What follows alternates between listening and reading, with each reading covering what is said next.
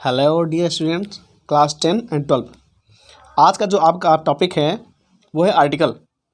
कक्षा 10 में जो आर्टिकल आएगा वो लगभग 4 या 5 नंबर का आएगा, और कक्षा 12 में जो आर्टिकल आएगा वो 10 नंबर का आएगा।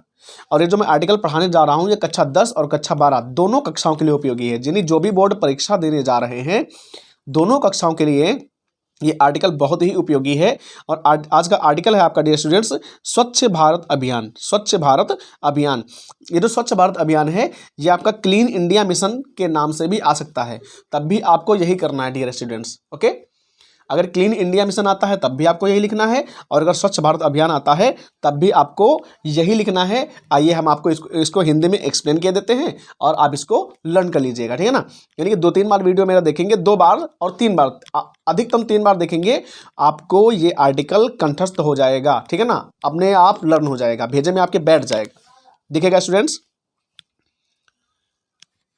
आर्टिकल है आपका, अवर ऑनरेबल प्राइम मिनिस्टर, हमारे सम्मानित प्रधानमंत्री नरेंद्र मोदी लॉन्च्ड द स्वच्छ भारत अभियान। यानी कि हमारे जो सम्मानित प्रधानमंत्री नरेंद्र मोदी हैं इन्होंने स्वच्छ भारत अभियान को लॉन्च किया, यानी स्वच्छ भारत अभियान का आरंभ किया था। कब किया था?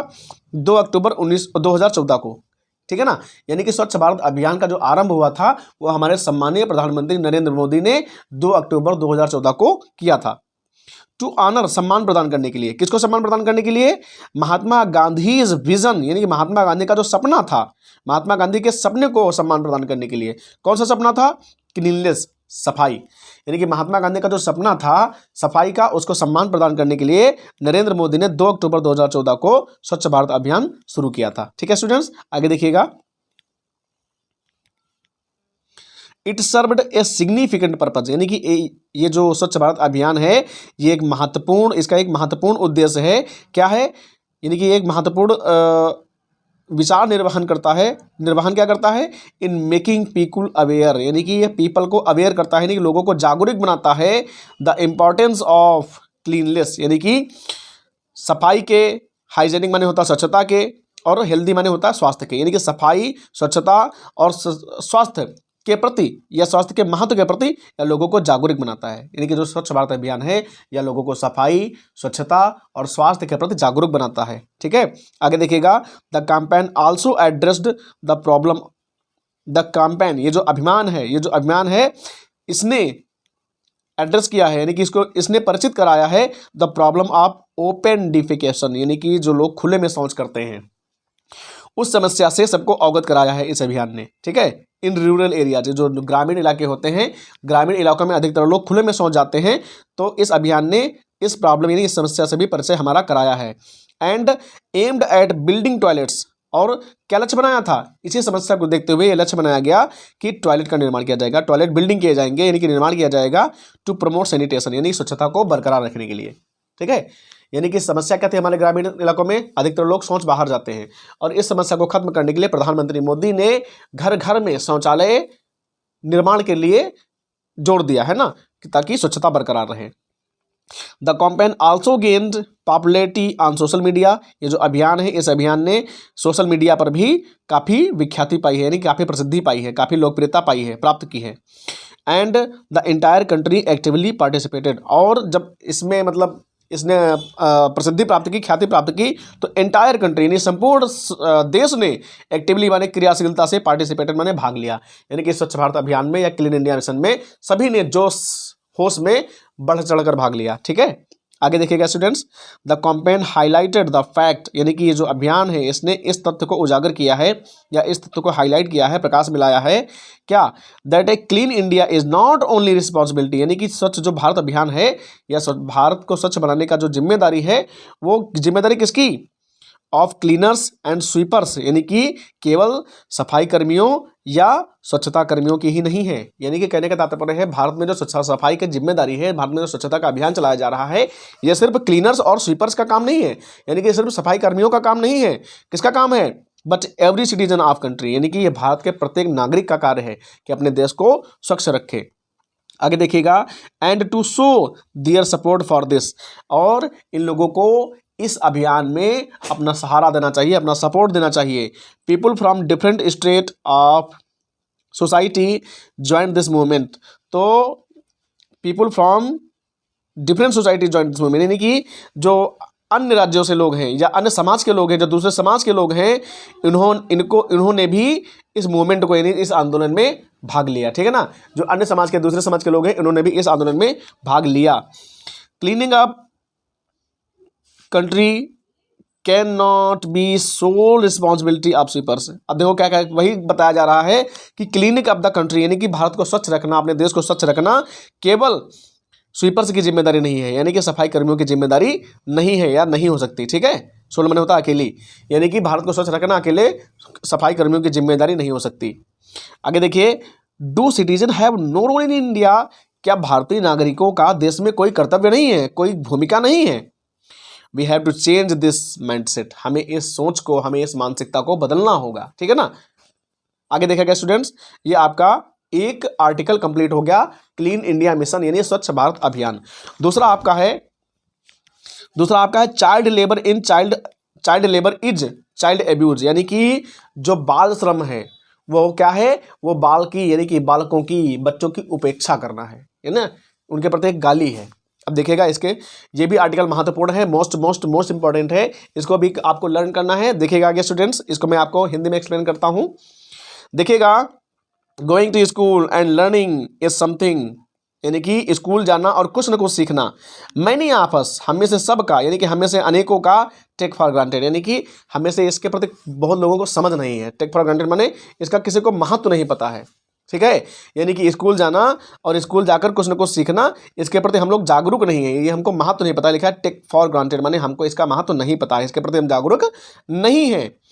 Yet sadly thousand of children around the world, यानी कि संसार में लगभग थाउजेंड्स ऑफ चिल्ड्रेन, यानी हजारों बच्चे are in danger of abuse, इस एब्यूज यानी इस उपेक्षा के खतरे में बंद हैं या उपेक्षा के खतरे में पड़े हुए हैं। नेग्लेक्ट एंड एक्सप्लोनेशन, देखिए किस खतरे में पड़े हुए हैं, यानी कि जो देश के कोने कोने के हजारों बच्चे हैं वो उपेक्षा, लापरवाही और प्रताड़ना, ठीक है ना, इसके खतरे में पड़े हुए हैं। आगे देखिएगा, the children are trapped in child labour, यानी कि ये जो बच्चे हैं ये कुचक्र में फंसे हुए हैं बाल श्रम के। बाल श्रम से इन बच्चों से लेबरी करवाई जाती है, परिश्रम करवाया जाता है। ठीक है ना, इस वो कुचक्र में, ट्रैप्ड होता है कुचक्र, चक्र या जाल, यानी कि जो बच्चे हैं वो चाइल्ड लेबर के जाल में फंसे हुए हैं। डिप्राइविंग देम, और उनका शोषण किया जाता है। आफ्टर चाइल्डहुड माने उनसे उनका बचपन छीन लिया जाता है। ठीक है, यानी बचपन से ही उनसे मेहनत कराकर उनसे उनका बचपन छीन लिया जाता है। आगे देखिएगा, for many children school is not an option as they are employed at an early age due to poverty. देखिएगा, फॉर मैनी चिल्ड्रेन स्कूल, यानी कि लिखा है फॉर मैनी चिल्ड्रेन, यानी कि बहुत से बच्चों के लिए school is not an option, यानी कि स्कूल एक विकल्प नहीं है। यानी बहुत से बच्चों के लिए स्कूल ही एक विकल्प नहीं है कि वो वहाँ पर रोजगार प्राप्त कर सकें एट एन अर्ली एज, यानी कि प्रारंभिक उम्र में। ड्यू टू पॉवर्टी माने भुखमरी के कारण, यानी कि स्कूलों में ऐसी कोई व्यवस्था नहीं है या बच्चों के लिए स्कूल ही एक ऐसा विकल्प नहीं है जिसमें वो प्रारंभिक अवस्था में ही या प्रारंभिक उम्र में ही भुखमरी के कारण रोजगार प्राप्त कर सके। ठीक है ना, एम्प्लॉय बन सके, कर्मचारी बन सके। आगे देखिएगा, the law has prohibited the employment the children under as 14 years, यानी कि लॉ हैज प्रोहिबिटेड, यानी कानून ने प्रतिबंध कर रखा है।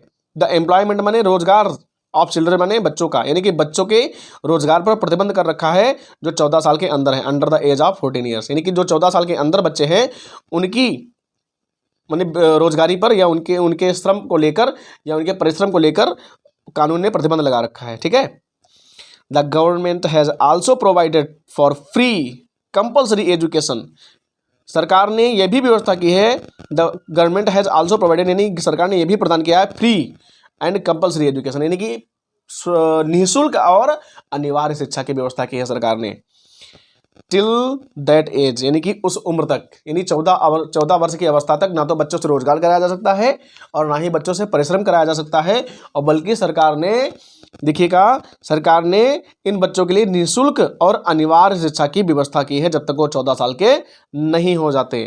आगे देखिएगा, however in early these practices are still prevalent, यानी कि हालांकि ये सब व्यवस्थाएं हैं, लेकिन ये सब व्यवस्थाएं भी मूलभूत रूप से पृथ्वी पर विद्यमान नहीं है। कहने का तात्पर्य है अब भी बच्चे परिश्रम में लीन हैं, यानी कि चाइल्ड लेबर में फंसे हुए हैं। आगे देखिएगा, children are a valuable asset, children are a valuable asset, यानी कि वैल्यूएबल माने कीमती, एसेट माने होता है संपत्ति।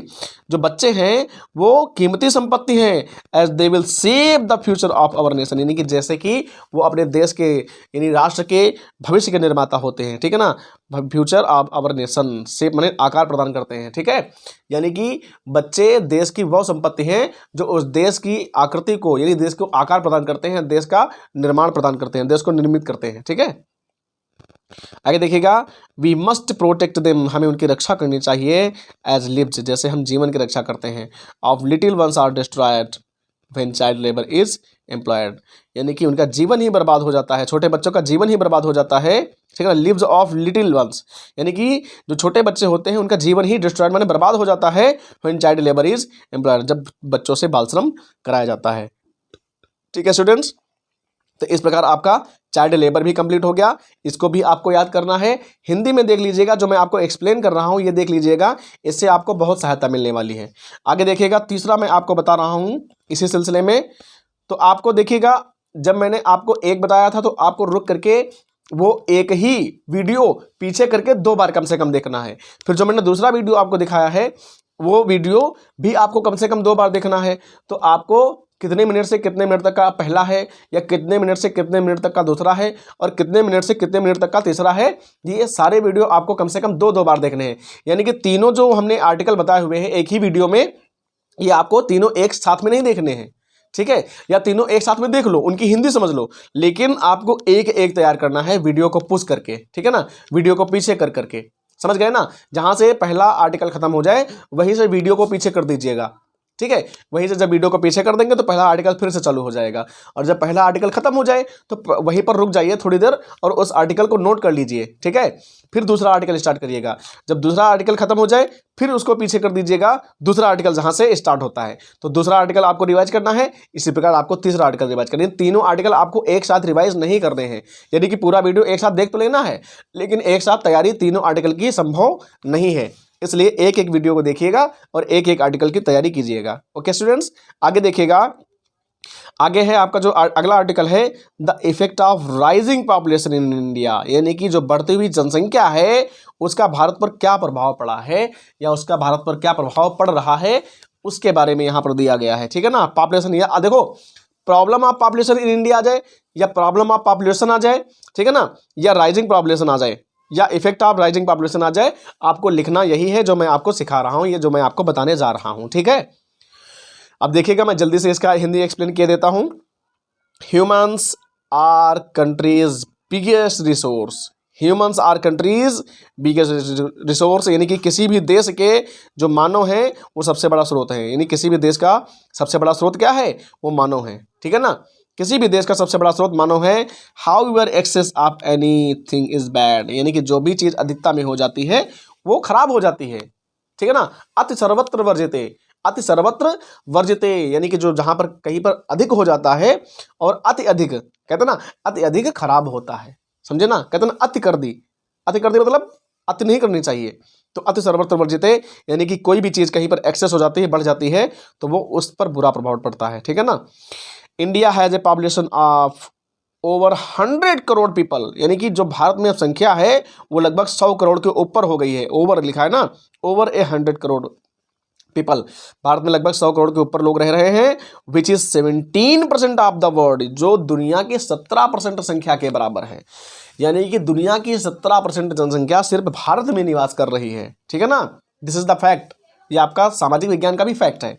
आगे देखिएगा, this makes it the second most populated country in the world after China, यानी कि चाइना के बाद में ये जो 17% जनसंख्या है ये भारत को विश्व जनसंख्या के स्थान में, यानी कि जनसंख्या के स्थान में या जनसंख्या के नंबर में दूसरे नंबर पे ले आया है, ठीक है ना।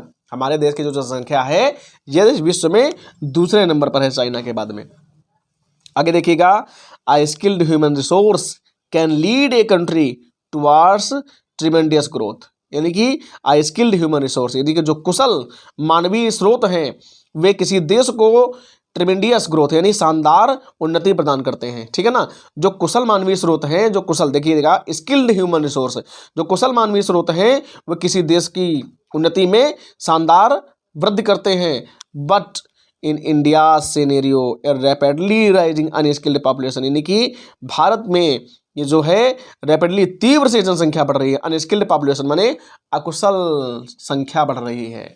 देखिए यहाँ पर कुशल संख्या की बात की गई है, कुशल मानवीय स्रोतों की बात की गई है, लेकिन यहाँ पर हो क्या रहा है, ये अकुशल जनसंख्या उत्पन्न हो रही है and becoming a hurdle in the economic growth, यानी कि जिससे क्या हो रहा है, इकोनॉमिक ग्रोथ यानी जिससे आर्थिक वृद्धि में एक बाधा उत्पन्न हो रही है। हर्डल माने बाधा, बिकमिंग माने उत्पन्न हो रही है। ठीक है ना, यानी कि जो अनस्किल्ड पॉपुलेशन बढ़ रही है इससे इकोनॉमिक ग्रोथ में यानी कि आर्थिक समस्या में, आर्थिक वृद्धि में एक बाधा उत्पन्न हो रही है। आगे देखिए, an ever growing population if not controlled, अगर लगातार बढ़ती हुई जनसंख्या को रोका नहीं गया, नियंत्रण इस पर नहीं किया गया, कैन रिजल्ट इन पॉवर्टी, तो इसका परिणाम क्या होगा, हम लोग भूखों मरेंगे, हम लोग बेरोजगार हो जाएंगे, हम लोग अशिक्षित रह जाएंगे एंड अदर सोशल प्रॉब्लम्स, और हमारे पास अन्य सामाजिक समस्याएं भी आ जाएंगी या अन्य सामाजिक समस्याएं भी उत्पन्न हो जाएंगी। ठीक है ना, अगर इस बढ़ती हुई जनसंख्या को रोका नहीं गया या इस पर नियंत्रण नहीं किया गया। ठीक है, आगे देखिए, while the government is taking strong measures, यानी कि हालांकि भारत ने या गवर्नमेंट ने, सरकार ने इसके प्रति ठोस कदम उठाए हैं। We need to stand together fight over population, तो हमको भी सरकार के साथ कदम से कदम मिलाकर खड़ा होना चाहिए और फाइट ओवर पॉपुलेशन, और पॉपुलेशन पर विजय प्राप्त करनी चाहिए। ठीक है ना, जनसंख्या पर जीत प्राप्त करनी चाहिए। कहने का तात्पर्य है भारत सरकार ने जो कदम उठाया है जनसंख्या को रोकने का, जनसंख्या पर नियंत्रण करने का, तो हमको सरकार का सपोर्ट करना चाहिए। ठीक है ना, और जनसंख्या के खिलाफ हमको नियंत्रण करना चाहिए उस पर।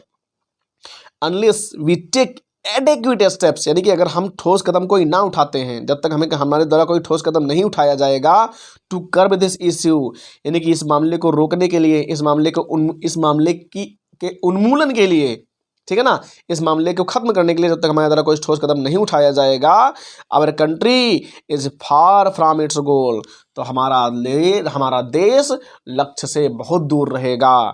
Of becoming a super power, यानी महाशक्ति बनने की जो हमारे देश की उद्देश्य है, यानी कि हमारे देश का जो उद्देश्य है महाशक्ति बनने का, तो अगर हमारे द्वारा कोई ठोस कदम नहीं उठाया गया तो हमारा सपना यानी कि हमारा देश अपने लक्ष्य से बहुत दूर रह जाएगा। ठीक है ना, लक्ष्य क्या है, महाशक्ति बनना, तो महाशक्ति बनने के उद्देश्य से बहुत दूर रह जाएगा हमारा देश अगर जनसंख्या पर नियंत्रण नहीं किया गया। ठीक है स्टूडेंट्स, इस प्रकार से आपके मैंने 3 आर्टिकल आज तैयार करा दिए हैं। अगले वीडियो में मैं 3-4 आर्टिकल और तैयार करा दूंगा, तो लगभग 8-10 आर्टिकल आपको तैयार करने हैं, वो चाहे कक्षा 10 का विद्यार्थी हो और चाहे कक्षा 12 का विद्यार्थी हो। ये आर्टिकल दोनों कक्षाओं के लिए उपयोगी हैं, जैसा कि मैंने शुरुआत में ही बताया था। तो ये आर्टिकल आराम से आप तैयार कर लीजिएगा और वीडियो को कम से कम, हमने बताया ना जैसे बताया है, पहला आर्टिकल देखिए उसको रिवाइज कीजिए, फिर दूसरा आर्टिकल देखिए उसको रिवाइज कीजिए, फिर तीसरा आर्टिकल देखिए उसको रिवाइज कीजिए और कॉपी में अपने नोट कर लीजिएगा, या आपकी बुक में आप खुद ही गिवन है, मैंने आपकी बुक से ही पढ़ाया है, ये आपकी बुक में गिवन है। ठीक है ना, जो मैंने काका की बुक स्कूल में मंगवाई थी या स्कूल में जो चल रही है काका की बुक, ये काका की बुक से ही मैंने ये पढ़ाया हुआ है। ठीक है, तो इसमें आप देख लीजिएगा, ऑलरेडी आपकी बुक में नोट है, तो वीडियो को जब 2-3 बार देख लेना, तब आप बुक से पढ़ लेना। तो हाँ, ये भी जरूरी नहीं है कि आप वर्ड टू वर्ड याद करो।